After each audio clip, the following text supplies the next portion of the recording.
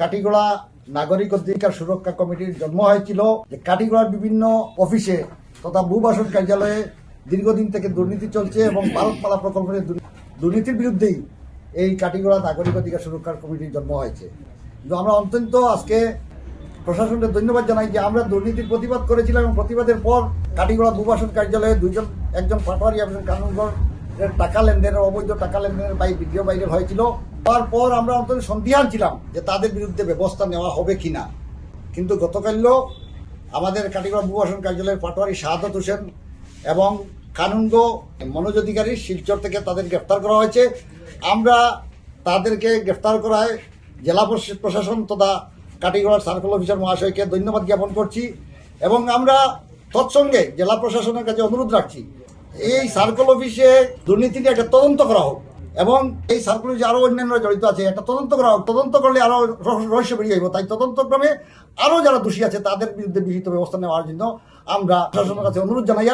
এবং আশা রাখছি প্রশাসনের নিরপেক্ষ তদন্তের মাধ্যমে কাটিগড়া থেকে দুর্নীতি উৎখাত হবে এবং এই ব্যাপারে আমি কাটিগড়ার সাংবাদিক বন্ধুদেরকেও আমি ধন্যবাদ এবং কৃতজ্ঞতা জ্ঞাপন করছি যে আমাদের এই বর্তমান আন্দোলনকে তার সংবাদ মাধ্যমের যেভাবে আমার সমর্থন এবং সাপোর্ট করেছে তার জন্য প্রত্যেক সাংবাদিক বন্ধুদেরকে কাটিগড়া আমরা ধন্যবাদ এবং কৃতজ্ঞতা জ্ঞাপন করছি এবং আমরা সুরক্ষা সমিতি দুর্নীতির বিরুদ্ধে অভিযান, বিভিন্ন অন্যায়ের বিরুদ্ধে অভিযান আমরা চালিয়ে যাব। ধন্যবাদ। সর্বপ্রথমে আমি ধন্যবাদ জ্ঞাপন করছি আমাদের সাংবাদিক বন্ধু যারা আছেন ওনাদেরকে, ওনাদের সহযোগিতায় আজকে আমরা যে অভিযানে নেমেছি, যে দুর্নীতি বিরুদ্ধে আমাদের যে পদক্ষেপ, সেই পদক্ষেপে আমরা ওনারা যেভাবে আমাদেরকে সহযোগিতা করছে সবাইকে ধন্যবাদ জানাচ্ছি।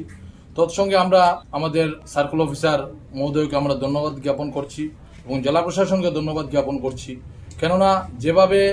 দুর্নীতি কাটিগড়া সার্কেল অফিসে মাথা যারা দিয়ে উঠেছিল এবং এর বিরুদ্ধে দুজনকে অ্যারেস্ট করা হয়েছে, এতে আমরা সাধুবাদ জানাচ্ছি এবং আমরা আশা রাখছি আগামী দিনে সেই ধরনের দুর্নীতির বিরুদ্ধে আমরা গর্জে উঠব এবং আমাদের যেগুলো দাবি আছে সেই ন্যায্য দাবি পাওনার যেগুলো আমাদের দাবি আছে সেই দাবি নিয়ে আমরা রুখে দাঁড়াবো। আমরা কোনো অবস্থাতে আমরা অন্যায়কে বরদাস্ত করব না, অন্যায়ের বিরুদ্ধে আমরা আছি এবং সর্বাবস্থায় সাধারণ মানুষ যারা আজকে ভারতমালা প্রকল্পের আন্ডারে যারা জমি অধিগ্রহণ হয়েছে, যারা নিরীহ মানুষ আছে, সবাই যাতে